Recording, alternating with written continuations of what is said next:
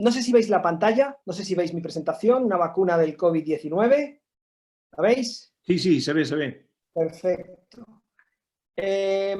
Bueno, alguien se preguntará, ¿y por qué esto? ¿Nos va a hablar de la vacuna del COVID-19? No, no os voy a hablar de la vacuna. Pero es que últimamente escucho, lo pongo a modo de chiste, escucho que la vacuna del COVID nos va a cambiar los genes, nos va a modificar genéticamente. Y la verdad es que yo me planteo por qué deberíamos desarrollar una herramienta tan eficaz o tan sofisticada, más que eficaz, sofisticada para cambiar nuestros genes, si solamente tenemos que hacer algo tan sencillo como esto, ir a uno de estos sitios de comida rápida y comer alguno de los productos que aparecen en la pantalla y otros. Estos productos sí que pueden modificar nuestros genes de una manera muy eficaz y muchas personas que pueden estar hablando ahora mismo de la modificación genética de los genes a través de la vacuna del COVID o de cualquier otra cuestión, no se dan cuenta que sus genes están cambiando continuamente gracias a estos alimentos. Yo no los llamaría alimentos, yo diría esta comida que tiene calorías vacías y que aporta poco, no solamente para el fortalecimiento de nuestro cuerpo, sino también para nuestra propia salud. De hecho, las enfermedades están aumentando a nivel global. Voy a ver si puedo quitar esto de aquí. Las enfermedades están aumentando a nivel global de una manera alarmante. Según los últimos datos de la Organización Mundial de la Salud, las enfermedades no transmisibles, es decir, son un tipo de enfermedades que no se contagian, que no te contagia a nadie, que no es un virus, que no es una infección, que no es un accidente. Y este tipo de enfermedades están aumentando en los últimos, yo diría en los últimos 25 años, 50 años, como digo, de una manera muy importante. En esta gráfica, yo os lo traduzco, en esta gráfica pues se recogen desde el año 90 hasta el 2017 y se observa cómo en los últimos años este tipo de enfermedades están aumentando. Estos círculos más gruesos indican que hay más casos. De hecho, la Organización Mundial de la Salud dice que en los próximos años las enfermedades no transmisibles aumentarán en un 17% en la población. ¿Y qué son las enfermedades no transmisibles o no comunicables? Bueno, pues estas enfermedades son las enfermedades cardiovasculares, el cáncer, las enfermedades crónicas respiratorias, la diabetes, las enfermedades autoinmunológicas, como puedan ser pues, la enfermedad celíaca, la colitis ulcerosa, no sé, la tiroiditis autoinmune, la artritis reumatoide y otra serie de enfermedades de esta naturaleza que cuestan todos los años millones de euros al Sistema Nacional de Salud y nos cuestan a nosotros. Y además, no solamente eso, sino se cuentan en un 71% de las muertes que se producen a nivel global en todas las edades. No necesariamente son o afectan a personas de más de ciertos años, de cierta edad, sino afectan a toda la población. El caso de España es todavía un poquito más alarmante que el caso global, que a nivel global, porque en España este tipo de enfermedades representan el 91% de las defunciones que se producen cada año. ¿Por qué os cuento esto? Porque el panorama es aterrador, es alarmante. Las enfermedades aumentan y además son enfermedades crónicas, es decir, enfermedades como por ejemplo las enfermedades cardiovasculares que no se padecen una vez y ya está, sino que nos acompañan el resto de nuestra vida y en muchos casos pueden conllevar, no solamente las enfermedades cardiovasculares, sino este tipo de enfermedades no transmisibles, pueden conllevar una situación de deterioro de la salud, de merma de la salud muy importante. Así que son, como digo, pues una entidad muy seria. Algunos de los factores de riesgo que están relacionados con el desarrollo de estas enfermedades no transmisibles, y hoy vamos a hablar de ellas largo y tendido, pues son algunos tales como, por ejemplo, el consumo de alcohol, la inactividad física. Ahora además en la época de la primera pandemia y en las subsiguientes pandemias, o sea, dentro de la pandemia global del COVID, pues en muchos casos el teletrabajo y otras circunstancias ha hecho que todavía tengamos una actividad física mucho menor. El consumo exagerado de alimentos que contienen sal, muy ricos en sodio. No es que nosotros le echemos más sal a la comida de la que debiéramos, sino que usamos muchos alimentos que son alimentos procesados, es decir, vamos al supermercado y nos compramos pues, una serie de productos que nos da la sensación, porque los consumimos en casa, que son productos, digamos, caseros, naturales, pero tienen un alto contenido en sal, un alto contenido en azúcar. También el uso de tabaco. Entiendo que en la población, en los adventistas, este no es un problema, pero en la población general sí, y también esto contribuye al desarrollo de esas enfermedades. El incremento de la presión arterial, el 50% de la población española es hipertensa, a partir de los 40 años es hipertensa. La diabetes, el desarrollo de la diabetes, la obesidad y otros factores que tienen que ver con la contaminación medioambiental, con el aire que respiramos en una ciudad como Madrid o como Valencia, pues la calidad del aire a veces no es demasiado buena. Este panorama hace que es el caldo de cultivo perfecto, como digo, para que pues, estas enfermedades aumenten y estén aumentando de esa manera alarmante. Es tan alarmante el aumento que se considera una epidemia. Las enfermedades no transmisibles se considera una epidemia o una pandemia a nivel global, que por supuesto tiene muchas más repercusiones que, por ejemplo, la pandemia que estamos teniendo ahora de Hay un caso bíblico que me parece que es un caso muy interesante, porque es, yo diría, el primer estudio que he registrado desde el punto de vista histórico, y se encuentra en el libro de Daniel, en el capítulo 1. Conocemos la historia. Estos 4 jóvenes hebreos se ven obligados a mudarse de su casa natal, de su ciudad natal en Jerusalén, se mueven a la corte, a Babilonia, y allí son puestos a prueba. Dice el primer capítulo que el rey le dice al jefe de sus eunucos que trajese de los hijos de Israel, del linaje real, de los príncipes, muchachos que no tengan tacha, que sean de buen parecer, enseñados en toda sabiduría, sabios en ciencia, de buen entendimiento, idóneos para estar en el palacio del rey, y que les enseñase las letras y la lengua de los caldeos, es decir, que los llevara a la escuela de los caldeos y les formara para que luego pudieran servirles a su gobierno. Y aquí hay un versículo clave, porque el rey le señaló el rey para cada día de la provisión de la comida del rey. El rey no comía cualquier cosa, así que su provisión era comida de calidad, era comida ecológica. Ahora, a la comparación, ahora le diríamos comida ecológica, además seleccionada. Además, no solamente eran los alimentos que él comía, sino también las bebidas que él tomaba, el vino que él bebía. Y que los criase, es decir, que no solo que los educase física, o sea, intelectualmente, sino también físicamente a través de la comida y a través del estilo de vida de la sociedad más refinada y civilizada de la época de Daniel, que era la sociedad babilónica. Durante 3 años. Este proceso eran 3 años para que al fin de ellos se presentasen delante del rey. Y aquí hay una cosa muy importante, y es el hecho de que Daniel propone en su corazón no contaminarse con esta porción, con la porción de la comida del rey, por muy escogida y seleccionada que estuviera, ni con el vino que él bebía, y pidió que no se le obligara a contaminarse. De hecho, Daniel pide que no se le dé esa comida, y como veis en el versículo 10, y dijo el jefe de los eunucos a Daniel: temo a mi señor el rey, que señaló vuestra comida y vuestra bebida, pues luego que él vea vuestros rostros más pálidos que los de los muchachos que son semejantes a vosotros, condenaréis para con el rey mi cabeza. Este es el primer caso bíblico que encuentro, y yo diría que hasta histórico prácticamente, pues estamos hablando de en torno a 500, ¿no? Antes de Cristo, más o menos, o sea, o más. Es muy antiguo, ¿no? En el que ya hay alguien que está diciendo: vuestra dieta va a cambiar, vuestra propia genética, hasta el punto que se va a notar superficialmente, se va a notar en vuestra cara.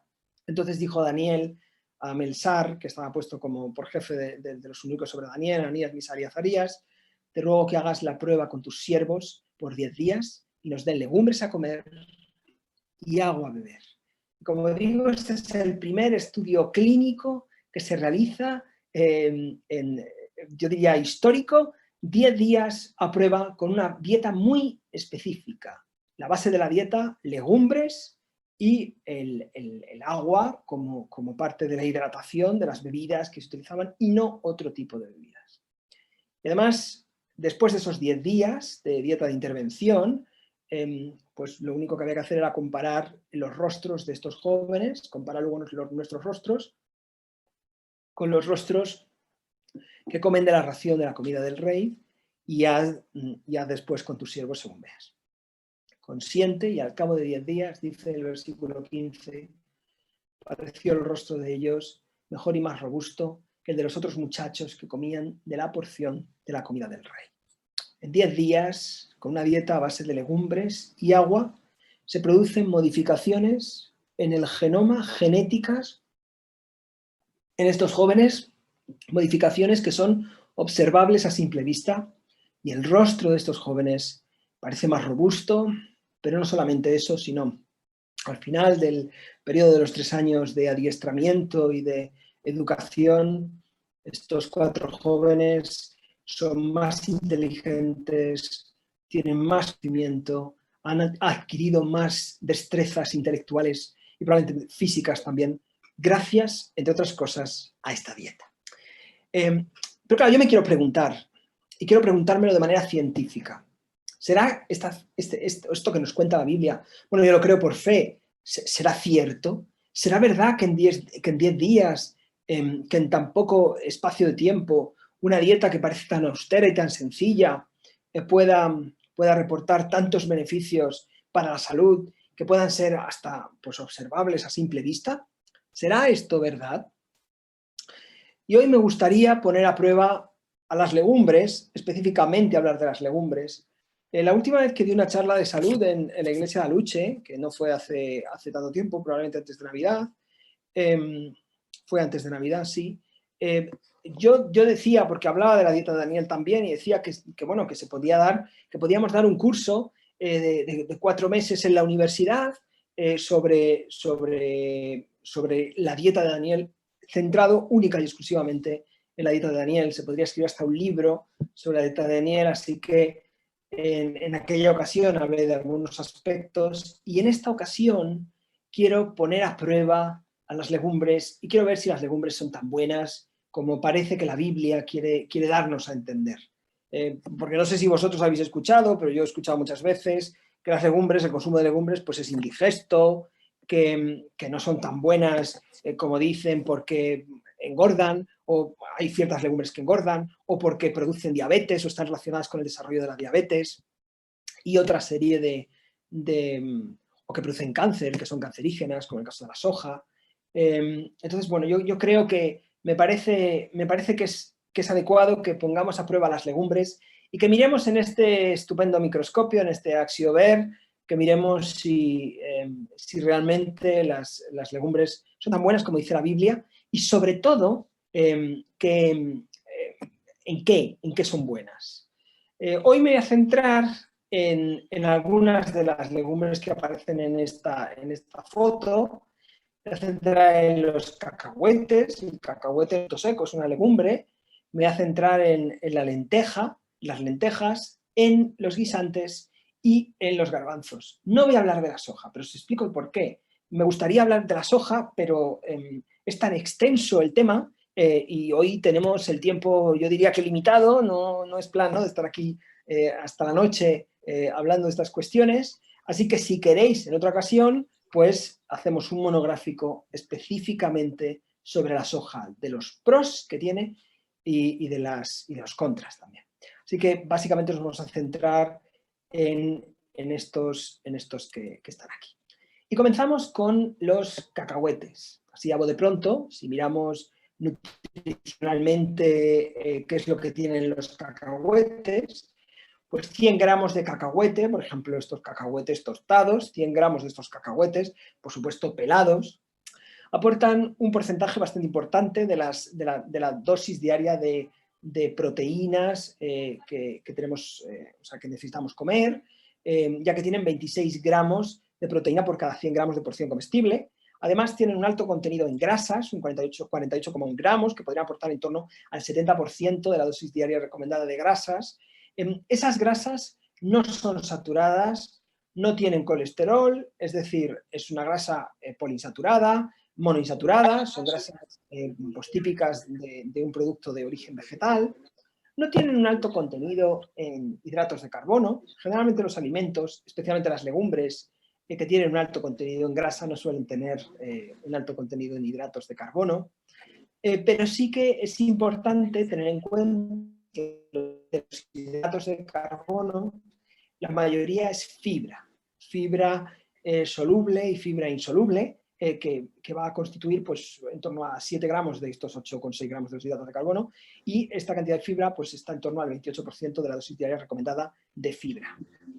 En cuanto a las vitaminas, por supuesto va a tener vitamina E, porque es un alimento rico en grasa de origen vegetal, así que vitamina E, y también es muy rico en vitaminas del grupo B, especialmente la B1, aporta el 59% de la dosis diaria recomendada. Bueno, esta columna es para adultos entre los 25 y los 50 años.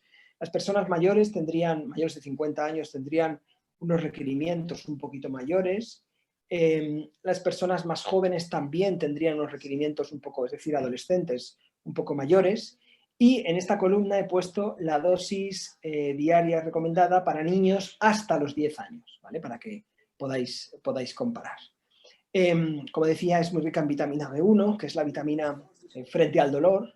Personas que tienen dolores crónicos deberían tener una dieta con un alto contenido en vitamina B1 para prevenir esos dolores. También es rica en vitamina B3, tiene altos contenidos de vitamina B6, de vitamina B9, de folatos. Esta vitamina, cuando aparece aumentada en el caso de infecciones víricas, como pueda ser el COVID o cualquier otra infección, pues favorece que los síntomas no sean tan graves. Y además, esos son muy ricos en minerales, como el fósforo, el magnesio, el hierro, el potasio o el zinc.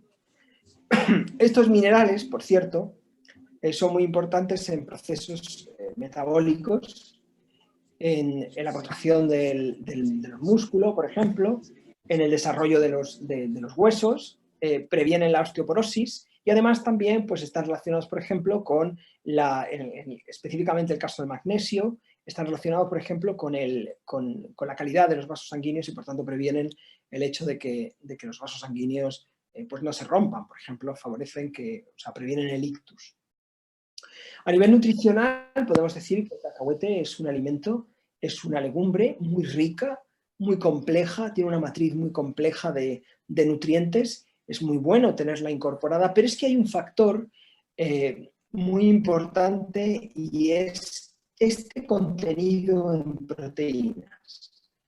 Los cacahuetes son unas proteínas muy especiales. Estos 26 gramos de proteínas son proteínas muy especiales porque contienen todos los aminoácidos esenciales. Os explico un poco de qué va esto de los aminoácidos esenciales, por si no sabéis. Todas las proteínas requieren de los aminoácidos son partes de la secuencia de esas proteínas, son imprescindibles. Si no, no hay proteínas y sin proteínas no podemos vivir. De hecho, no hay, hay 20 aminoácidos de los cuales hay un número concreto, que son estos que están aquí en la lista, que son aminoácidos esenciales porque los tenemos que incorporar con la dieta, el cuerpo no los produce. Cuando nosotros comparamos la cantidad o el porcentaje de los aminoácidos esenciales que tienen diferentes alimentos entre sí, el cacahuete, este es el cacahuete tostado, y esto es muy importante, el tostado, el cacahuete crudo o el cacahuete cocido, no tiene esta cantidad de aminoácidos esenciales, de hecho hay alguno que no, pero cuando se tuesta se produce una modificación en la propia legumbre que favorece que estén todos los aminoácidos esenciales. Cuando lo comparamos con el huevo, que es esta fila que tengo aquí arriba, observamos que la mayoría de todos los casos, pues los aminoácidos esenciales se encuentran en un porcentaje mucho mayor que en el huevo, que se considera como la proteína patrón. También he puesto otros casos como las lentejas, como la avena, el arroz integral, el pan de centeno, Y luego he puesto carne,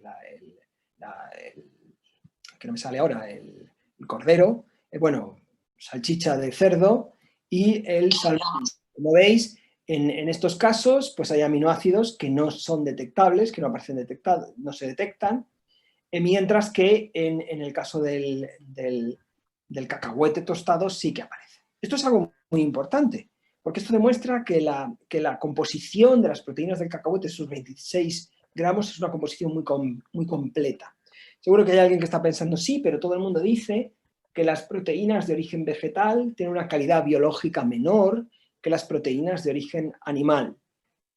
Realmente la calidad biológica se mide en la cantidad de nitrógeno que tienen estos aminoácidos, y esa medida es una medida como muy arbitraria, que realmente no representa la calidad de la propia proteína, y os explico el porqué. Puesto que se ha observado que muchas de las proteínas animales que tienen un alto contenido en nitrógeno se encuentran detrás del desarrollo de muchas de las enfermedades no transmisibles, como por ejemplo el cáncer. Ciertos casos de cáncer se han asociado con el consumo de ciertos productos de origen animal, donde estas proteínas son de un alto valor biológico, mientras que esos cánceres no se han relacionado, por ejemplo el cáncer de mama o el cáncer de próstata en el hombre, no se han relacionado con el consumo de productos de origen vegetal que tienen unas proteínas que en teoría tienen un valor biológico menor.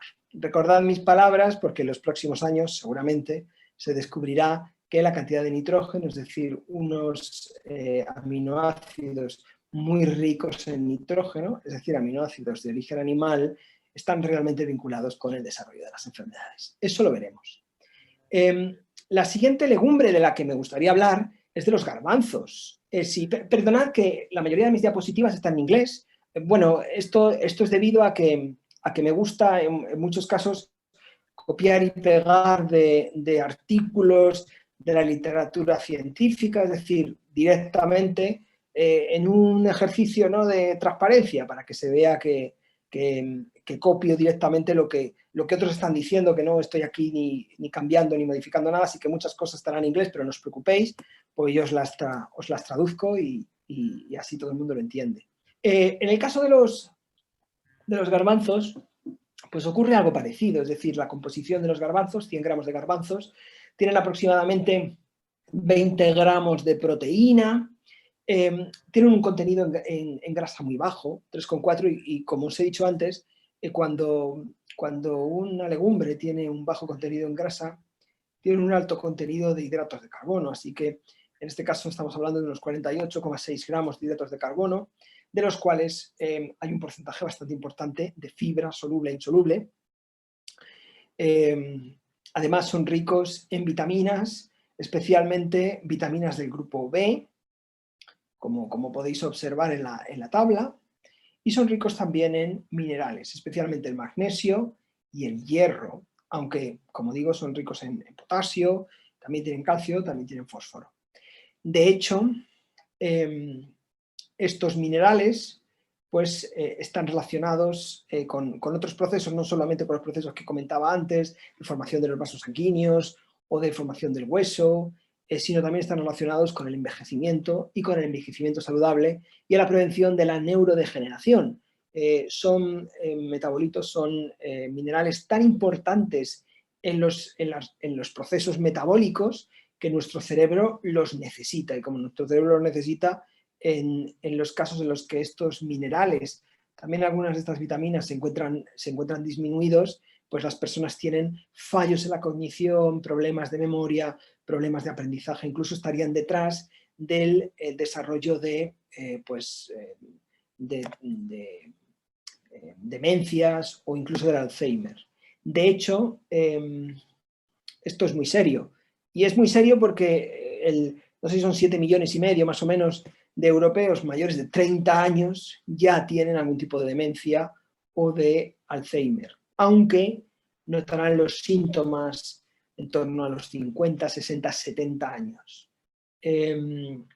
Luego tomar estos alimentos, tomar estos nutrientes, están previniendo y están haciendo que nuestro cuerpo pueda funcionar mucho mejor. Pero no solamente la composición del garbanzo hace que el garbanzo sea bueno, que comer garbanzo sea bueno. Y además tienen algunas propiedades concretas, tienen otras muchas, se han descrito, se han hecho experimentos y estudios clínicos en dietas que se incorporaba el garbanzo de una manera significativa en un grupo versus otro grupo que no los tomaba, y hay descritos, hay muchos experimentos realizados y hay mucha información sobre otras aplicaciones. Pero yo me he querido centrar en dos aspectos que me parece que son muy importantes, que son, por un lado, la salud del corazón y, por otro lado, la presión. Los garbanzos tienen un alto contenido en fibra y la fibra, por determinados procesos digestivos, disminuye la absorción y favorece el metabolismo del colesterol en pro de que se disminuyan los niveles de colesterol en LDL, que es el colesterol que está implicado en el desarrollo de las enfermedades cardiovasculares. Por otro lado, son muy ricos en un ácido graso libre, que es el ácido graso linoleico. El linoleico está presente entre el 50 y el 60% de las grasas, o sea, en un porcentaje bastante bajo de grasa, pues el 50% de esa grasa se corresponde con este ácido graso y se ha observado que este ácido es muy importante en los niveles, o está relacionado con los niveles del colesterol en la sangre, especialmente del colesterol total, del colesterol en LDL, porque los disminuye y porque aumenta o favorece el aumento del colesterol en HDL, que es el colesterol, por así decir, que protege, cardioprotector. En un trabajo que os he, como digo, os he copiado hasta el título y todo del trabajo de investigación, en 30 voluntarios que eran obesos, se les dio una dieta a base de garbanzo durante 8 semanas. Básicamente, los investigadores dividieron los 30 voluntarios en dos grupos. Un grupo de personas que comían una dieta y que a su dieta le añadían garbanzo, el uso de garbanzo durante estas 8 semanas, frente a otro grupo que evitaban comer los garbanzos, bueno, y cualquier otro tipo de legumbre.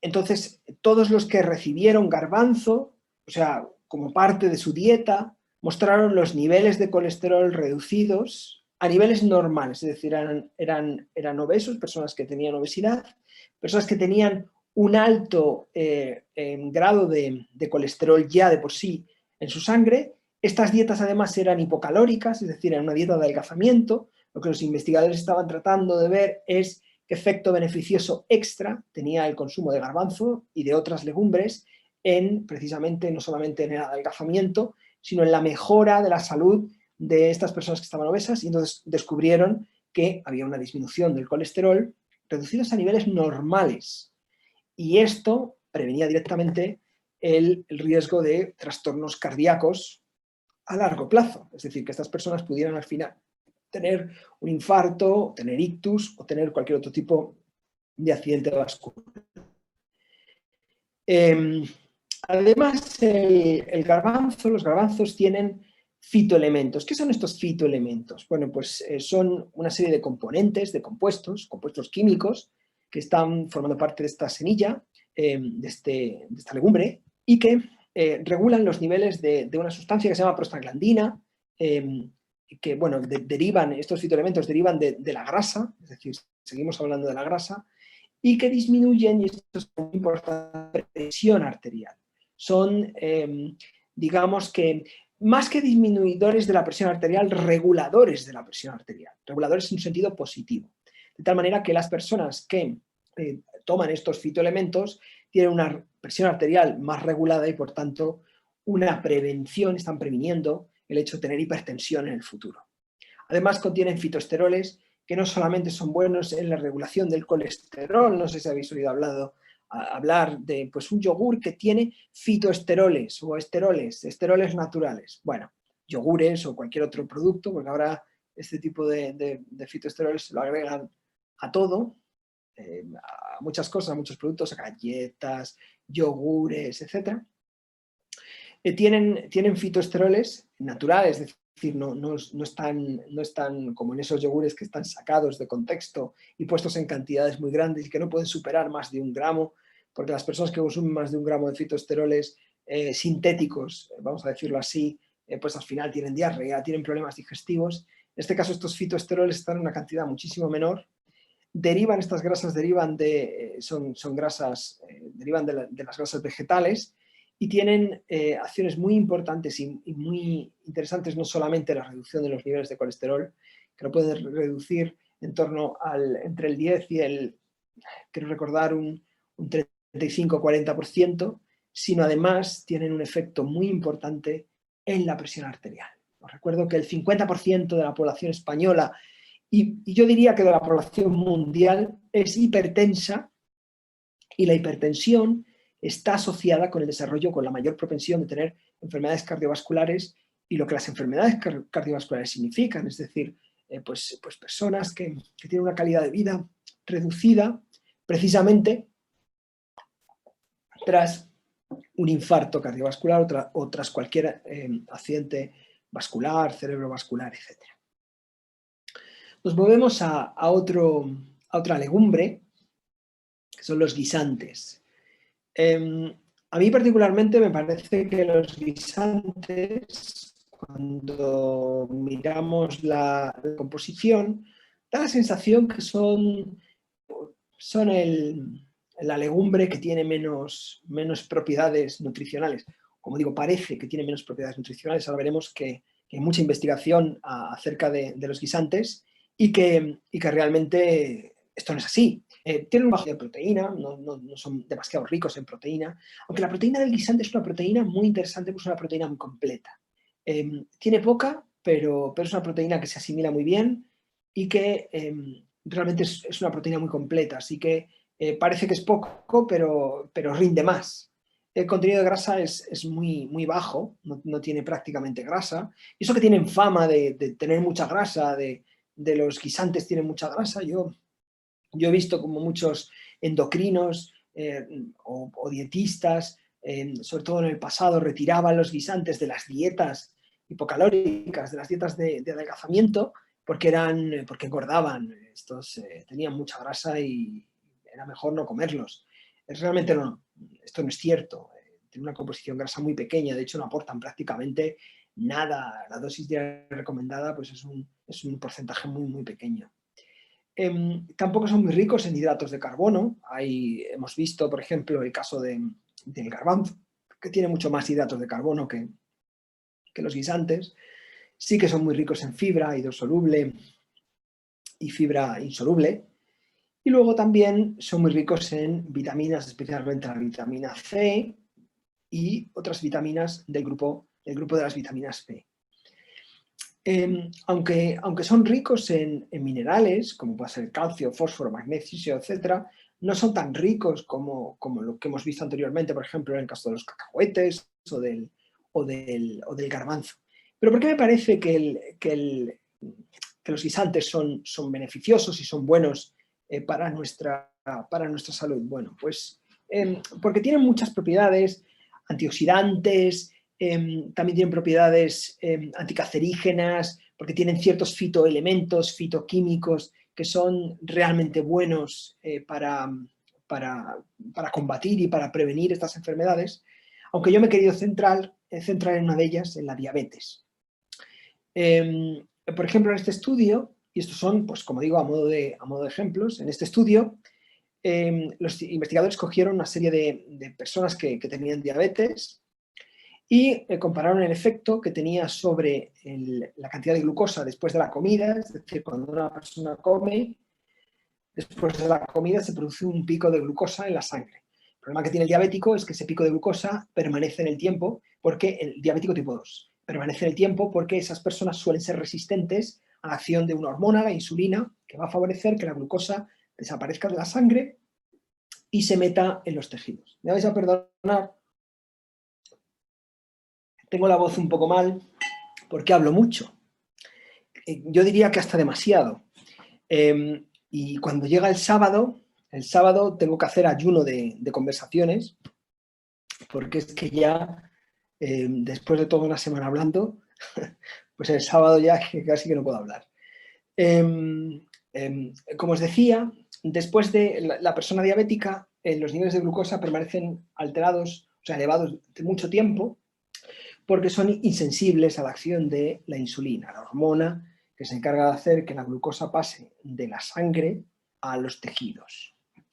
Bueno, pues estos investigadores compararon el efecto de unos guisantes secos, es decir, no en fresco, sino cuando ya están secos y son como pueden ser unos garbanzos, unas lentejas, que hay que hidratarlos para cocinarlos, con, por ejemplo, el efecto que podrían tener unas patatas sobre una comida mixta, es decir, una comida variada. Y miraron qué efecto tenía el consumo de lo uno o de lo otro, es decir, de los guisantes o de las patatas, en la cantidad de azúcar que aparece y la insulina que aparece después de la comida.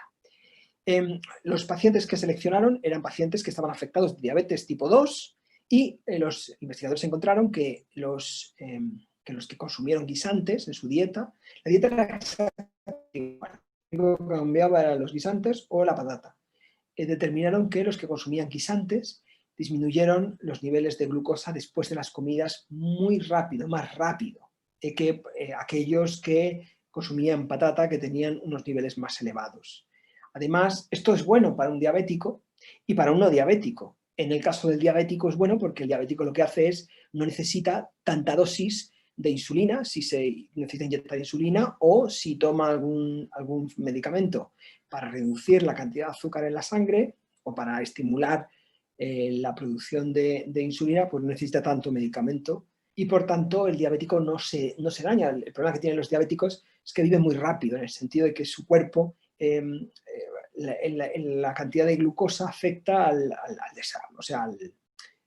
digamos que a la longevidad del cuerpo y por tanto a muchos procesos, ¿no? Entonces, un diabético que tiene niveles más bajos de glucosa en general, pues un diabético que a la larga va a tener una mejor salud. Pero esto también se puede extrapolar a personas que no son diabéticas. Es decir, el consumo de los guisantes frente a otro tipo de alimentos que puedan tener pues una cantidad de hidratos de carbono mucho mayor, como pueden ser las patatas, lo que hace es que los picos de glucosa que se producen después de la comida sean mucho menores y por tanto se necesita una cantidad menor de insulina y por tanto se está previniendo el desarrollo de la diabetes tipo 2, especialmente en aquellas personas que tienen sobrepeso o hábitos de vida muy sedentarios, es decir, que comen y después de comer se sientan delante de un ordenador a seguir trabajando. Pero es que además, en este estudio los investigadores encontraron que los guisantes presentaron la capacidad de disminuir la resistencia a la insulina, es decir, no solamente que disminuye los niveles de glucosa, sino de la resistencia a la insulina. ¿Qué ocurre en el diabético? Pues en el diabético ha producido tanta cantidad de insulina a lo largo de su vida que los tejidos al final se vuelven insensibles, resistentes a la acción de la insulina y no absorben la glucosa, de tal manera que la glucosa permanece en la sangre. Y esto conlleva graves problemas de salud si no se toma una solución. De tal manera que se disminuya la resistencia a la insulina, incluso en los propios diabéticos, hace que pues se prevenga la diabetes por un lado y el que ya es diabético mejora su enfermedad y por tanto a largo plazo va a tener una mejor salud. Además, los guisantes como legumbre también son buenos en la prevención de la obesidad y en la obesidad y su asociación con la diabetes. Sabéis que el desarrollo de la diabetes tipo 2, la diabetes tipo 1 es otra cosa, pero la diabetes tipo 2 se desarrolla a consecuencia de un mal estilo de vida que ha promovido tres factores muy importantes que son el sedentarismo, es decir, personas de hábitos muy sedentarios que tienen que están obesas o que tienen sobrepeso. Y en tercer lugar, que a consecuencia de la dieta han tomado pues, una serie de hidratos de carbono, etcétera, que lo que han hecho ha sido aumentar sobre todo los triglicéridos en la sangre y al final esto a la larga conlleva que las personas desarrollen resistencia a la insulina y por tanto la diabetes tipo 2. Bueno, pues en dos estudios que se realizaron en animales de experimentación, los investigadores cogieron ratas o cogieron hámsters y lo que hicieron simplemente fue inducir en estos animales resistencia a la insulina, es decir, una especie de diabetes tipo 2. Además, estos ratones también desarrollaron sobrepeso. Las dietas que les daban eran dietas que promovían estos dos factores, el desarrollo de la obesidad y por otro lado la diabetes tipo 2. Y lo que encontraron los investigadores fue algo muy interesante. Encontraron que la ingestión de guisantes incluso no solamente del guisante, sino de la cáscara del guisante, de la vaina del guisante, hacía que el metabolismo de las grasas cambiara, afectaba al metabolismo de las grasas. De hecho, en este trabajo, por ejemplo, afecta a la expresión de genes que tienen que ver con el metabolismo de la grasa y cambia realmente el metabolismo de la grasa de tal manera que tiene un efecto positivo no solamente por ejemplo, en el metabolismo de los lípidos, o sea, el metabolismo de la grasa, en la presión arterial también, sino que además tiene un efecto positivo en el desarrollo de la obesidad y, por tanto, de su vinculación con la diabetes.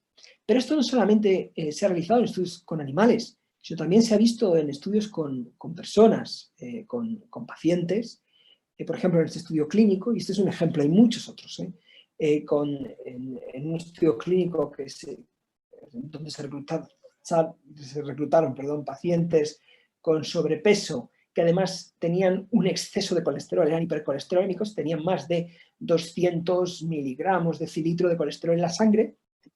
Cuando ingerían a diario 50 gramos de guisantes, 50 gramos de guisantes es realmente poco, durante 28 días, esto me recuerda a la dieta de Daniel, son unos pocos días más, pues los investigadores se dieron cuenta que estas personas, que por cierto eran obesas, es decir, tenían sobrepeso y además tenían aumento de colesterol, tenían exceso de colesterol, solamente el consumo de los 50 gramos de guisantes diarios durante 28 días disminuyó la grasa visceral, que son los depósitos de grasa que se encuentran alrededor del vientre, alrededor del tórax, en la zona de la tripa, es decir, los depósitos de grasa que están relacionados con el desarrollo de las enfermedades cardiovasculares.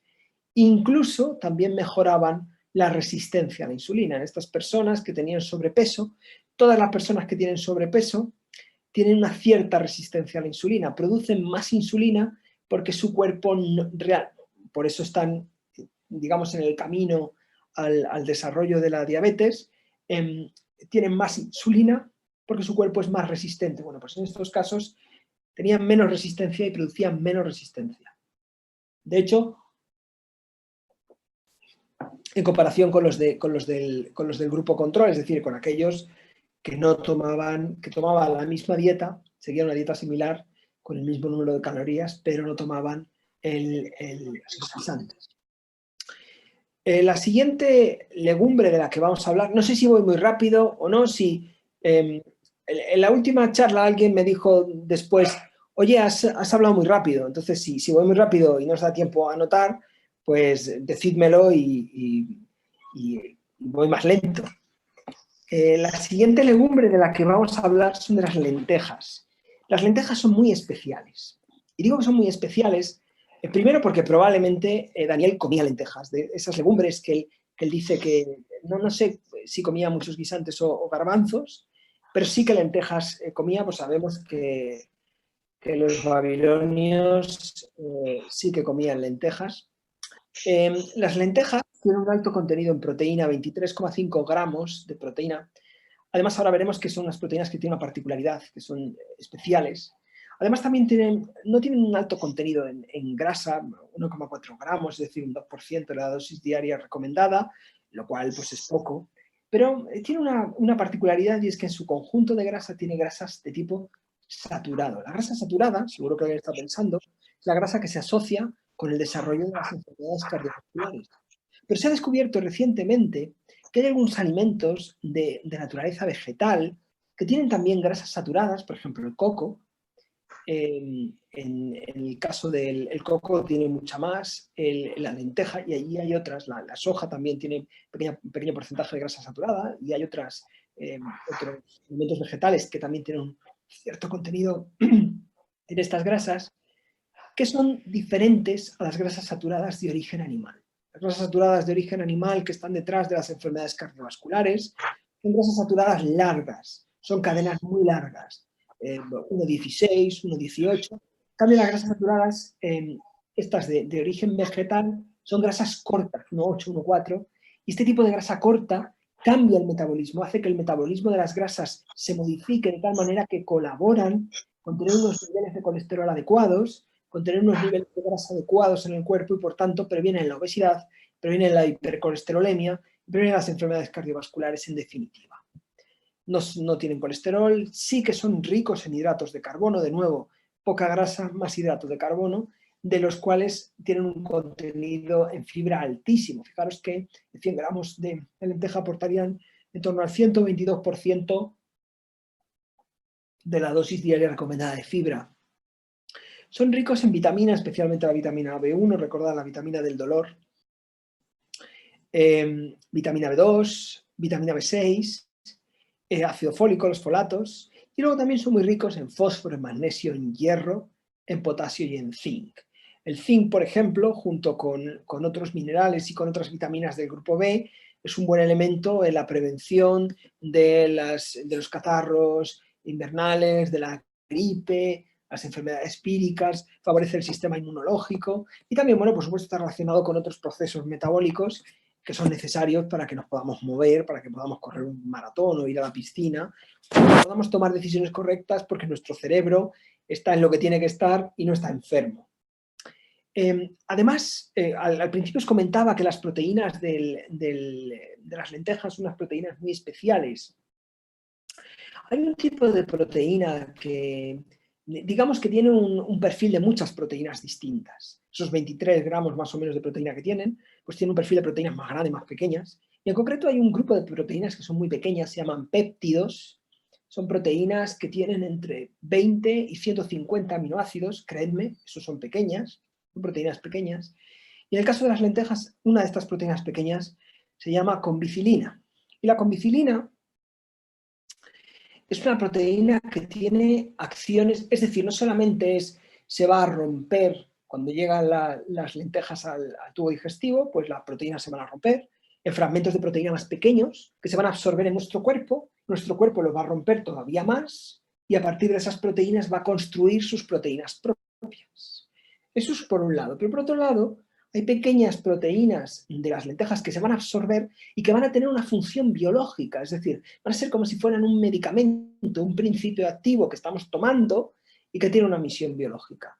Por eso las lentejas, junto con las legumbres que os he contado, se denominan superalimentos, porque no son solo alimentos que me van a dar aminoácidos o que me van a dar grasas, sino que tienen ciertos componentes que van a hacer que mi salud sea mejor y van a tener un efecto directo en mi propio cuerpo. Bueno, pues la conbicilina, que se encuentra en este grupo de proteínas pequeñas en las lentejas, tiene 4 acciones que a mi juicio son muy importantes. Por un lado, inhiben la enzima convertidora de angiotensina 1, que a lo mejor no suena, a lo mejor si os suena ACE, por cierto, ACE es la vía de entrada del COVID en nuestras células.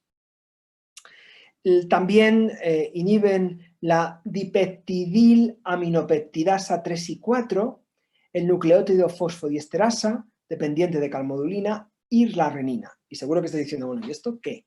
Bueno, pues todas estas proteínas son muy importantes en la regulación de la presión arterial.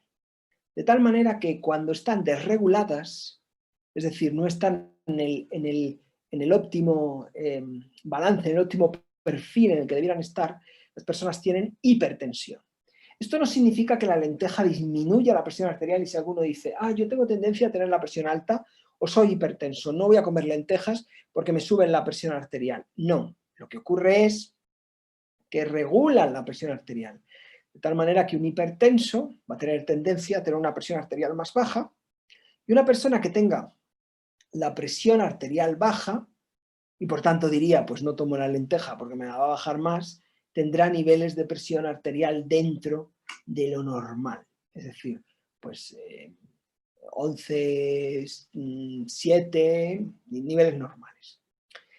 Por otro lado, esta proteína, la conbicilina, estimula la liberación de sustancia vasoactiva. ¿Qué es una sustancia vasoactiva?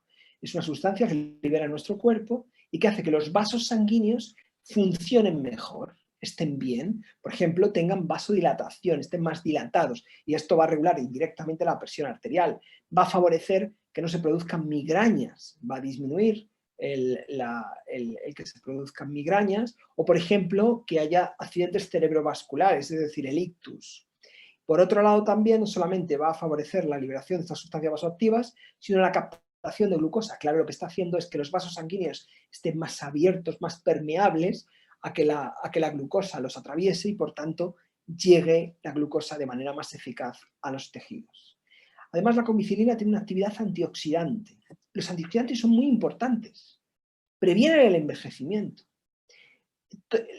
La oxidación se produce de manera natural en nuestros cuerpos. Nosotros hacemos un metabolismo y a consecuencia del metabolismo se produce un aumento de radicales libres, de los ROS. No sé si habéis oído hablar de los radicales libres. Bueno, pues estos radicales libres se necesitan neutralizar y nuestro cuerpo tiene mecanismos para neutralizarlos. Pero es curioso que en algunas enfermedades, en algunas situaciones, por ejemplo, en las enfermedades cardiovasculares, en la diabetes, en las personas que tienen problemas renales, en las personas que tienen trastornos hepáticos, se observa que hay un aumento en las personas que tienen envejecimiento acelerado. Es decir, personas que teniendo 50 años parece que tienen 70. Estas personas tienen un alto contenido en oxidantes, sustancias oxidantes, en radicales libres. Cuando tomamos sustancias como la conbicilina, que viene con las lentejas, que viene incluida en el mismo pack de las lentejas, pues como tienen actividad antioxidante, se están neutralizando estos radicales libres. Estos radicales libres, como digo, se han relacionado con las enfermedades, con el desarrollo de las enfermedades, pero no solamente con el desarrollo de las enfermedades, sino también, de estas enfermedades que digo, sino con el desarrollo del cáncer. Por otro lado, regulan la secreción de la mucosa gástrica. Y esto es muy importante, porque la mucosa gástrica, es decir, la mucosa del tubo digestivo, va a ser la que va a absorber los alimentos. Así que nos conviene tener una mucosa gástrica en buen estado. Regula las secreciones, es decir, las hormonas que se van a producir para que el alimento pueda absorberse mejor. Por otro lado, también van a hacer que la propia superficie de la mucosa esté en buen estado, hay mejor recambio, es decir, estemos más protegidos, podemos hacer mejores digestiones, etcétera, etcétera, etcétera. Así que es un argumento más para comer lentejas y para comer estas legumbres. Realmente Daniel lo que hace en su dieta es sustituye en su dieta, en una dieta que era la dieta del rey de Nabucodonosor, sustituye de esa dieta la base que contenía carne y productos de origen animal por legumbres. Quita esa parte y solo deja las legumbres. Probablemente continuará comiendo otros alimentos de origen vegetal que también estuvieran incluidos en esta dieta. Es decir, él sustituye la carne por legumbres. Ahora mi pregunta es, ¿esto podrá tener un efecto beneficioso en la salud? Ya hemos visto que las legumbres por sí son beneficiosas, pero pueden ser un alimento más, o en el caso de que las usemos como sustitutivos de la carne, a lo mejor tienen un efecto beneficioso en la salud, o a lo mejor no. Así que me gustaría que reflexionáramos, que miráramos a través de ese microscopio que poníamos al principio para ver qué efecto pueden tener. Aquí hay un estudio que me gusta mucho, es un estudio en el que los investigadores dan una dieta a base de legumbres, y además es una dieta de adelgazamiento, es decir, una dieta de adelgazamiento con pocas calorías, que tiene una base de legumbres, a un grupo de 30 personas obesos. Estas personas obesas fueron asignadas o a un grupo o a otro, es decir, se les dividió en dos grupos, un grupo control que tomaba una dieta sin ningún tipo de legumbre, no comían absolutamente ninguna legumbre. Dieta Atkins, una dieta paleo sin legumbres, etcétera, etcétera. Una dieta sin legumbres con calorías restringidas, es decir, una disminución de calorías para favorecer que estas personas adelgazaran. Por otro lado, el otro grupo tomó una dieta también hipocalórica, es decir, con restricción de calorías, pero en una dieta que contenía legumbres, de hecho contenía porciones de legumbres al menos para 4 servicios a la semana, es decir, estas personas tomaban al menos 4 veces por semana legumbres y tomaban, como dice en este trabajo, entre 160 y 235 gramos de lentejas, de garbanzos, de guisantes o de judías pintas, judías blancas, etcétera, judías negras, etcétera. Y los investigadores midieron algunas cosas muy interesantes como la composición del cuerpo, la presión arterial y la presencia de marcadores inflamatorios en la sangre. ¿Qué son estos marcadores inflamatorios? Nosotros en nuestro cuerpo, cuando se produce un daño, nuestro cuerpo produce una serie de señales que son señales de emergencia. Es como si el cuerpo dijera que tengo un problema.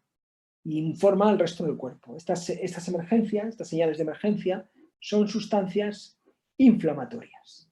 No es que haya nada inflamado, es decir, con rubor, con calor, con dolor, cuando se nos inflama, ¿no?, un músculo o algo que nos duele.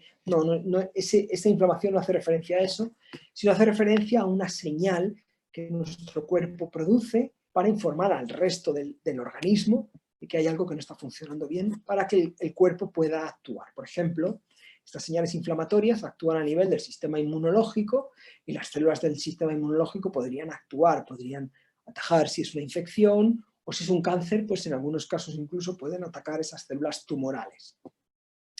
Estos marcadores inflamatorios, Dios los ha creado, están en nuestro cuerpo, se producen todos los días, pero hay situaciones en las que estos marcadores inflamatorios se producen de una manera exagerada. Por ejemplo, cierto tipo de dietas producen un aumento de estos marcadores inflamatorios. O el estrés, niveles altos de cortisol, es decir, altos niveles de estrés, producen altos niveles de inflamación. Es como si nuestro cuerpo dijera, ¿qué te está pasando? O por ejemplo, la obesidad. Los deportistas de alto nivel también tienen, es decir, estas personas que están entrenando 10 horas diarias, 8 horas diarias, 6 días por semana, pues también tienen altos niveles de estas moléculas inflamatorias, pues su cuerpo dice, para un poco, que no puedo más. Bueno, pues los investigadores midieron estos marcadores inflamatorios, que por cierto tengo que decir que están relacionados con el desarrollo de muchas de las enfermedades que venimos hablando, esas enfermedades no transmisibles que suponen el 71% de las muertes a nivel global, el 91% en España, como son las enfermedades cardiovasculares, el cáncer, etc. Bueno, pues el consumo de legumbres en 4 servicios semanales en una dieta hipocalórica resultó en una reducción específica de estos marcadores inflamatorios, por ejemplo, la proteína C reactiva, que seguro que os sonará, porque cuando hacen un análisis de sangre te miran proteína C reactiva, o la proteína C3, y esto tiene un impacto muy importante, significativo, en el metabolismo. Por ejemplo, en el metabolismo de los lípidos o en la presión arterial. Estas personas que tenían sobrepeso o que estaban obesas, de una manera independiente, concluyen los investigadores, de una manera independiente al adelgazamiento. Es decir, estas dietas hipocalóricas disminuyeron su peso. Entonces alguien puede decir, claro, es que como están disminuyendo el peso, pues está mejorando su salud. No, no, no, no. El consumo de las legumbres hizo que estas personas tuvieran estos eventos, es decir, tuvieran una reducción de las moléculas de los marcadores proinflamatorios y además mejoraran su metabolismo, independientemente, como digo, de la reducción del peso. Hay otro estudio que es muy interesante y este ya sí es lo que hace Daniel, la sustitución de la carne por legumbres, donde se sustituyen la carne roja con legumbres y se tratan, o sea, esto se plantea como una medida terapéutica de estilo de vida para mejorar el riesgo cardiometabólico en las personas que tienen obesas, o sea, que son obesas y que además tienen diabetes tipo 2. Entonces, en este estudio lo que los investigadores hacen es cogen a 31 participantes que tienen diabetes tipo 2 y los asignan a 2 grupos. De nuevo, un grupo que no toma legumbres y un grupo que toma legumbres. Y de nuevo tienen una dieta exactamente igual. Comen exactamente lo mismo, pero en uno solo comen carne roja y en otro la carne roja la sustituyen por legumbres al menos 3 días por semana. Esta dieta dura 4 semanas y luego, después de las 4 semanas, el grupo que había comido legumbres se les dio la carne roja y al grupo que había comido la carne roja se le dio la legumbre.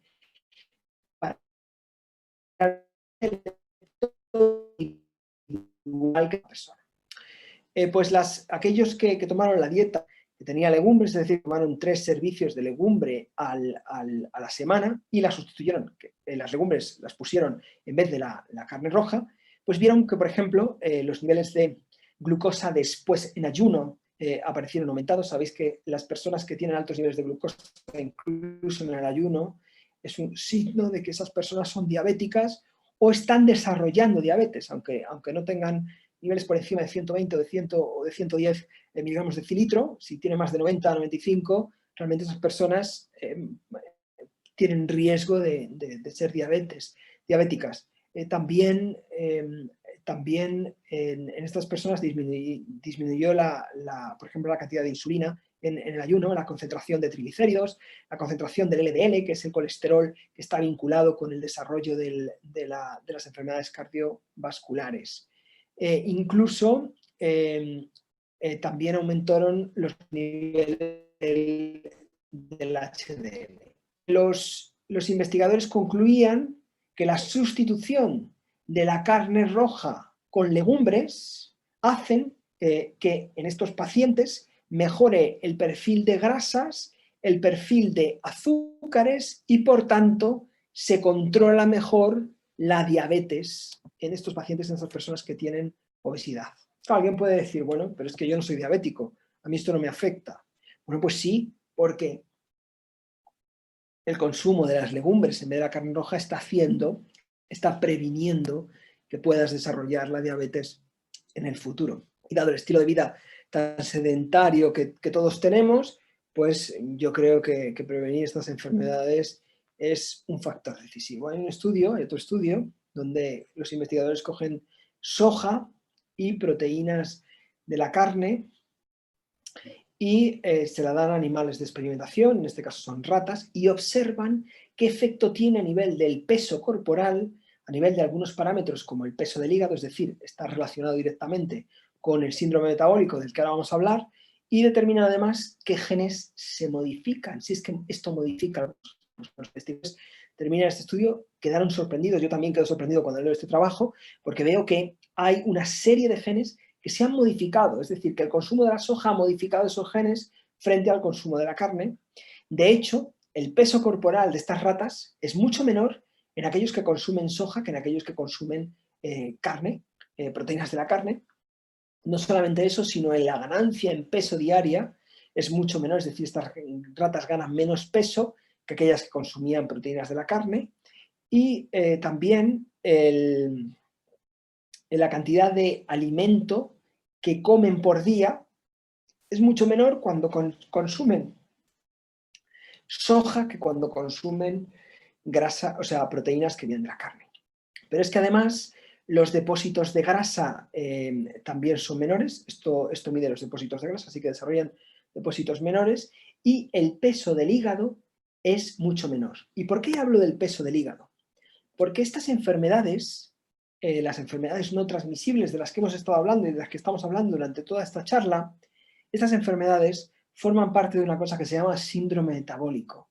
El síndrome metabólico es una macroenfermedad, es decir, una enfermedad compuesta por diferentes enfermedades, y el síndrome metabólico se encuentra detrás de la diabetes tipo 2, de las enfermedades cardiovasculares, de las dislipidemias, es decir, de personas que tienen aumentos de colesterol, que tienen altos los triglicéridos en la sangre, está detrás de la obesidad, del hígado graso no alcohólico, de la esteatosis hepática, que es pues grasa en el hígado que no se produce a consecuencia de beber alcohol, personas que a lo mejor no han probado alcohol nunca, pero tienen un hígado graso, que además ese hígado graso va deteriorándose hasta que al final ese hígado llega a tener cirrosis, incluso puede originar cáncer. Bueno, pues el síndrome metabólico es la prevalencia, es decir, el número de casos de personas que tienen síndrome metabólico en el mundo estaría en torno a 1.000 millones de personas. Algunos de los presentes seguro que tienen síndrome metabólico y no lo sabe. No sabe que va camino de tener al final un hígado disfuncional o una diabetes que conlleve un problema cardiovascular que al final se convierta en una enfermedad crónica. Bueno, si es diabetes, desde luego será una enfermedad crónica y que va a mermar la calidad de vida de esa persona. Y de nuevo, recordaros que algunos de los factores de riesgo que están detrás de este síntoma metabólico tienen que ver con el consumo de sal, es decir, tienen que ver con el estilo de vida y especialmente con factores dietéticos, porque la obesidad, la diabetes, incluso la hipertensión o el aumento del consumo elevado de sodio en la dieta, porque consumimos productos procesados, es decir, alimentos que están procesados, pues directamente está vinculado con la dieta. Como decía, el síndrome metabólico es una macroenfermedad, pero es una macroenfermedad enfermedad que se puede prevenir. Fijaos lo que se han inventado en China. Simplemente sustituir en las barritas estas de snack que te puedes tomar por la mañana, que muchas personas toman barritas snack que sean energéticas o de cereales, etc. Bueno, pues sustituir en esas barritas el arroz blanco con cacahuete, solamente eso hace, en estos 209 participantes que consumieron este tipo de barritas, donde se sustituyó el arroz blanco por cacahuete. Sabéis que muchas de esas barritas tienen arroz blanco, pero además arroz inflado. Ni siquiera es arroz, sino es otra cosa, ¿no? Bueno, pues en estas personas que tomaban estas barritas, durante 12 semanas se sustituyó el arroz por el cacahuete y fijaos los resultados. Aquellos que tomaron el cacahuete tuvieron una reversión muchísimo más alta de ciertos marcadores que definen el síndrome metabólico. Es decir, estas personas estaban previniendo el síndrome metabólico y, por tanto, estaban previniendo la diabetes, la obesidad, la estatosis hepática, las enfermedades cardiovasculares, etc. Solamente en 12 semanas, con algo tan sencillo como una barrita snack que probablemente tuviera azúcares, tendría otras cosas que tampoco serían tan buenas, pero habían incorporado cacahuete en vez de el arroz blanco. Aquí hay un artículo que me parece que es muy interesante y por eso os lo pongo. Ya no solamente es hablar de las legumbres, sino hablar en general del veganismo. El veganismo como una alternativa a una dieta convencional en la manera en la que se mejora la grasa en la sangre y la cantidad de glucosa. De hecho, estos autores dicen en esta revisión que hacen sobre este tema que los descubrimientos más importantes son que la dieta tradicional vegana mejora el control de la glucosa en la sangre mucho mejor que cualquier otra dieta que, por ejemplo, la American Diabetes Association, la Asociación de Diabetes Americana, pueda dar a aquellas personas que tienen diabetes tipo 2. De hecho, este mismo descubrimiento pues se ha validado. Hay muchos trabajos que lo validan. Por ejemplo, hay una serie de estudios, son 30 años de investigación que se realizan donde se compara la China rural con la China urbana. En la China rural, las familias de manera tradicional son veganas, no toman alimentos de origen animal en su dieta, sino siguen una dieta estrictamente vegana, mientras que las personas de la China urbana, esas personas sí que toman alimentos que tienen origen animal, es decir, productos de origen animal, pero no solamente eso, sino toman alimentos industriales, dietas occidentalizadas como las que podamos tener nosotros. Nosotros no tomamos una dieta mediterránea, nosotros lo que tenemos es una dieta occidentalizada y que creemos que es mediterránea. Cuando vamos al supermercado compramos muchos de los productos que compramos ya vienen hechos, ya vienen prefabricados y lo único que tenemos que hacer es abrirlos y utilizarlos como parte de nuestras preparaciones. Pero esos alimentos están modificados, están diseñados en un laboratorio de I+D, no están diseñados no están puestos ahí por un cocinero, no, están diseñados en un laboratorio de I+D, donde se ha buscado la durabilidad del producto, donde se ha buscado pues que mejore el sabor, que mejore la textura, que mejore el color, etcétera, etcétera. Y son realmente alimentos de ingeniería. Hay un ingeniero de alimentos que está diseñando esos alimentos. Bueno, pues cuando se comparan esas dos Chinas, se observa que los de la China pues tienen menos casos de cáncer, menos casos de enfermedades cardiovasculares, menos casos de diabetes, mientras que cuando esas personas, o las personas que viven en las zonas urbanas y que tienen este otro tipo de dieta, pues que no siguen un veganismo, una dieta vegana, pues sí que tienen o sí que han desarrollado ese tipo de enfermedades, como las que podemos tener en España o en cualquier país europeo o en Estados Unidos. Este otro trabajo, que es una revisión sistemática de todo lo que se ha publicado en relación con la dieta vegana, por ejemplo, la cantidad de grasas en la sangre, pues se observa que en todos los estudios que estos investigadores analizan, es decir, lo que hacen es cogen todos los estudios científicos que se han desarrollado en relación con las dietas veganas y con los lípidos de la sangre y miran a ver cuál es el resultado de todos ellos y calculan estadísticamente cuál es la tendencia, ¿no? Y lo que observan es que las dietas vegetarianas, en este caso son dietas vegetarianas, disminuyen efectivamente la concentración total de colesterol, los niveles de LDL, también afectan a los niveles de HDL, es decir, el LDL es el colesterol que está detrás del desarrollo de las enfermedades cardiovasculares, y incluso la proponen como una dieta muy útil, que no es un fármaco, es decir, una dieta preventiva realmente para prevenir la dislipidemia, es decir, para prevenir el síndrome metabólico, especialmente la hipercolesterolemia que está detrás de todas estas enfermedades que estamos hablando. Yo creo que yo estoy absolutamente convencido, llevo 16 años de carrera profesional trabajando en investigación en estos asuntos, los últimos 2 años además, desde Laboratorios Necenti, trabajando y además desarrollando un proyecto que tiene que ver con la prevención de las enfermedades, su diagnóstico precoz, etc. Yo estoy absolutamente convencido de que este escenario global se puede prevenir a través de una dieta correcta, una dieta como la dieta de Daniel. Yo solo hoy os he mostrado algunas pequeñas evidencias, algunas pinceladas de cómo las legumbres, la sustitución de esas legumbres, o sea, sustituir los alimentos de origen animal por este tipo de legumbres puede mejorar nuestra salud. Por supuesto, podríamos discutir, ¿no? Y seguro que alguien piensa, bueno, las legumbres no son tan buenas, el cacahuete engorda, la soja no es tan buena como dices, porque puede producir, yo qué sé, pues problemas, casos de cáncer, ¿no? Las isoflavonas, las personas que han tenido cáncer de pecho no deberían comer soja, etcétera, etcétera. He escuchado mucho tipo de cosas, muchos comentarios, incluso dentro de la literatura científica. Los científicos también han discutido mucho estas cuestiones, se siguen discutiendo, pero realmente hay mucho de mito en todo esto. De la soja no os voy a hablar hoy, creedme cuando os digo que la soja es segura y previene el cáncer, y las personas que han tenido un cáncer estrógeno dependiente, por ejemplo, deberían seguir tomando soja, y las personas los hombres, por ejemplo, que quieran prevenir el cáncer de próstata también deberían tomar soja. Otro día, como digo, si os interesa, hablaremos de esta cuestión que es muy interesante y largo y tendido, y diseccionaremos la soja por todas partes.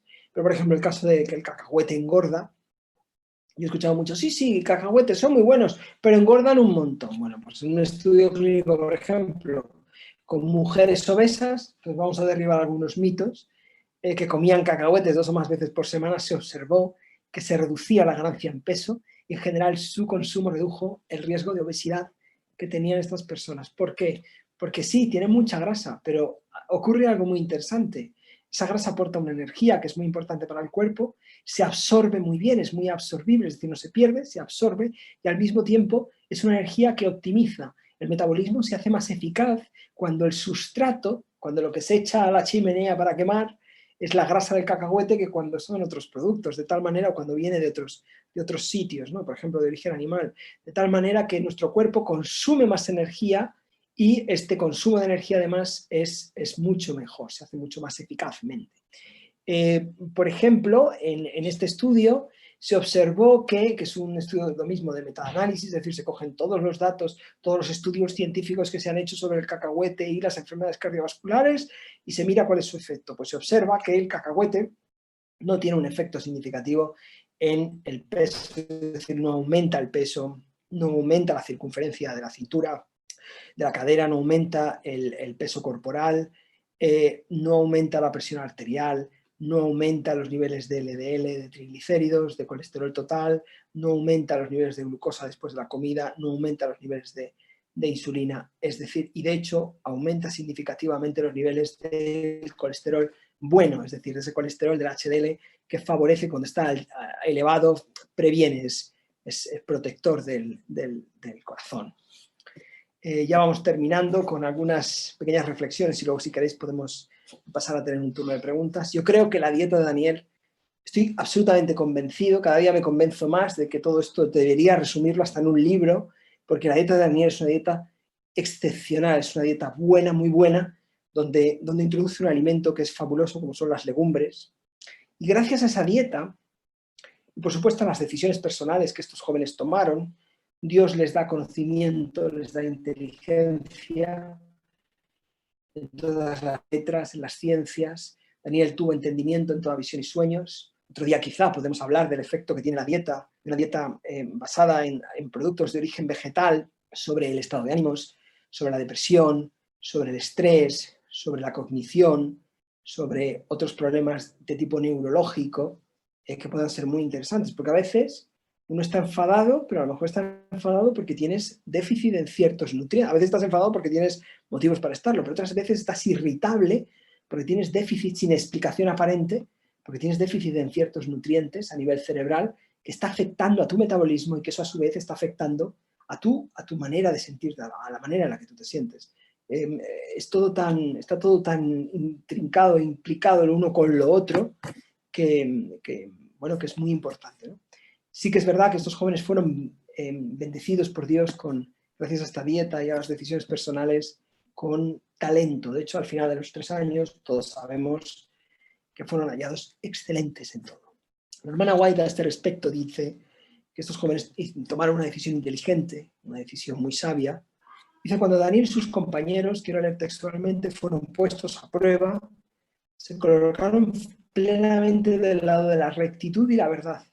No procedieron caprichosa sino inteligentemente. A veces nosotros, en el supermercado, cuando tenemos el carrito de la compra, tenemos el poder, todo el poder del mundo, porque somos los que decidimos qué ponemos en el carrito de la compra. La publicidad podrá contarnos lo que quiera, los envases podrán decirnos lo maravilloso de ese producto, del queso, de lo otro, de aquello otro. Nos podrán decir cosas maravillosas, pero el que lo pone soy yo, el que lo deposita soy yo, además el que lo paga soy yo, y el que se lo va a comer soy yo, y si ese producto afecta negativamente a mi salud, pues va a afectar a mi salud, no a la salud de otros, sino a la mía. Ellos no proceden caprichosa, sino inteligentemente, con inteligencia. Cuando estoy en el supermercado tengo una deformación profesional muy grande. Cuando estoy en el supermercado me fijo en lo que compra todo el mundo. Cuando estoy esperando en la cola, me fijo en lo que están comprando los delante y analizo. Y la verdad es que siempre veo que la mayoría de la gente compra alcohol, por supuesto, cafés, por supuesto, productos de origen animal, queso en cantidades industriales, aunque los adventistas vegetarianos comemos más queso que el resto de la población, panes también en cantidades ingentes, es decir, dietas pobres, alimentos pobres. No suelo ver gente que coja productos pues, en abundancia como los que hemos estado hablando, frutos secos, etc. No procedamos de manera caprichosa, sino con inteligencia, entendiendo que lo que estamos viendo, lo que hemos visto esta tarde, son pequeños ejemplos de los beneficios que tienen estos alimentos y comer estos alimentos van a beneficiarme a mí. Además, estos jóvenes, decidieron que como la carne no había formado parte de su régimen, esto es lo sorprendente. 4 jóvenes que vienen de familias distintas de Israel ya eran vegetarianos antes por supuesto, de 1860, más o menos por ahí, que es cuando el Señor empieza a dar mensajes al pueblo adventista sobre la dieta. Esos jóvenes ya eran vegetarianos. No, como no habían comido carne en su régimen en lo pasado, no debían comerla en lo futuro, así como el vino había sido prohibido a todos los que deben ocuparse del servicio, en el servicio a Dios, decidieron que no lo tomarían. Sabían lo que les sucedió a los hijos de Aarón y que el vino ofuscaría su mente, pero no solamente el vino. Podríamos aquí hablar un capítulo extensísimo sobre el café, sobre otra serie de sustancias que podemos tomar en líquido, ¿no? que ofuscan nuestra mente.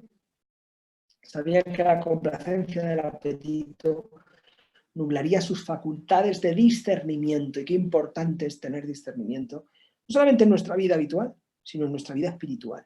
Se han registrado estos detalles en la historia de los hijos de Israel como una advertencia para cada joven, no tan joven, para cada uno de nosotros, para que rechacemos todas las costumbres, prácticas y complacencias que de alguna manera puedan deshonrar a Dios. ¿La dieta deshonra a Dios o le honra? A mí esto es lo que me parece más importante de todo este mensaje. Otra cita que se encuentra en Conflicto y Valor, en la página 22, el libro de Génesis ofrece una reseña muy clara de la vida social e individual. No hay relato alguno referente a hombres y mujeres que muriesen de enfermedad. Es verdad, dice, Adán vivió tanto, luego su hijo vivió cuánto, y así sucesivamente. Pero no dicen Vivió tanto y se murió de una enfermedad cardiovascular. No habla de enfermedades. Dios no creó a la humanidad en su débil condición presente. Este estado de cosas, no es obra de la providencia, sino del hombre. Ha sido ocasionado por hábitos errados y abusos, por la violación de las leyes que Dios estableció para regir la existencia del hombre. De hecho, si nosotros miramos las enfermedades que padecían en Egipto, las enfermedades que se padecían en Babilonia, etcétera, por ejemplo, a través de las momias, sabemos qué enfermedades más o menos tenían los egipcios.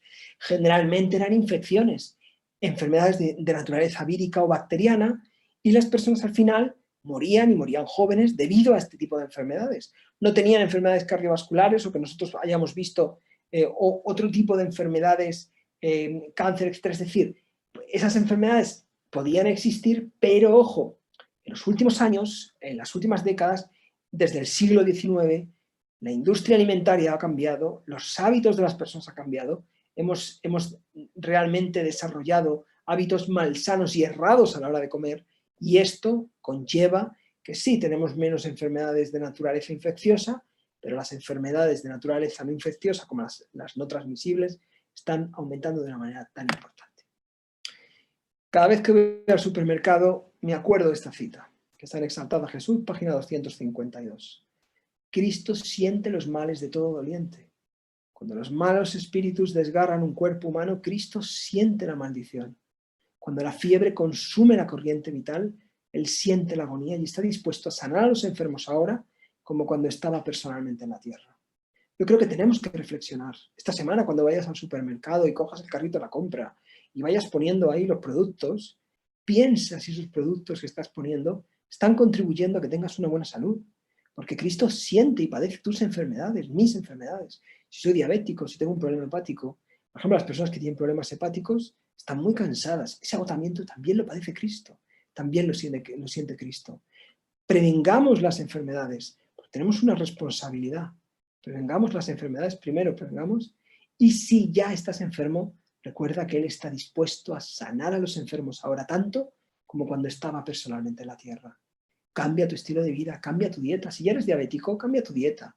Ten una dieta mejor, come más legumbres, elimina la carne de tu vida, etcétera, etcétera. Y conseguirás que, a pesar de que tienes una enfermedad crónica, conseguirás que vas a tener una salud muy importante, o sea, vas a tener una buena salud, y esto es algo muy importante, a largo plazo. Yo creo que debemos seguir el ejemplo de Daniel, en tener dietas en las que comamos estos alimentos, porque tienen verdaderas propiedades, más allá de nutricionales, tienen verdaderas propiedades medicamentosas, diría. De hecho, se llaman superalimentos. Las legumbres se consideran superalimentos porque tienen una serie de compuestos que, como digo, pueden hacer que nuestra salud sea mucho mejor. Bueno, por mi parte no tengo mucho más que agregar. He tratado de ser lo más rápido posible, pero cuando me pongo a hablar de estos temas, no voy a decir me emociono, pero sí que me extiendo. No sé si tenéis alguna pregunta o comentario, lo que queráis.